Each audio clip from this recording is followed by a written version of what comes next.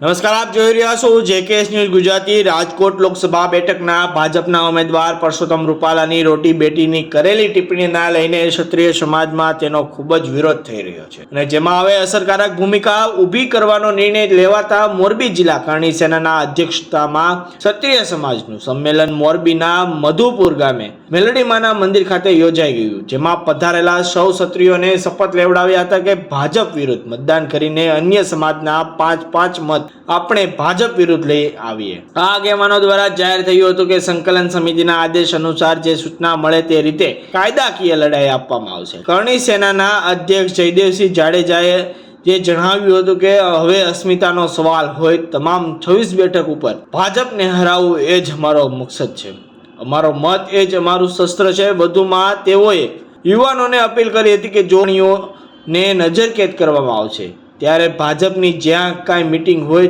કે શાળા વાવટા લઈને કાયદામાં યથાવત રાખવામાં આવે। રાજપૂત સમાજના પૂર્વ પ્રમુખ દિલુભા ઝાલાએ જણાવ્યું હતું કે આજે પાર્ટ 2 ના આયોજન માટે બેઠક મળી હતી અને કાયદાને ધ્યાને રાખીને હવે વિરોધ યથાવત રાખવામાં આવશે।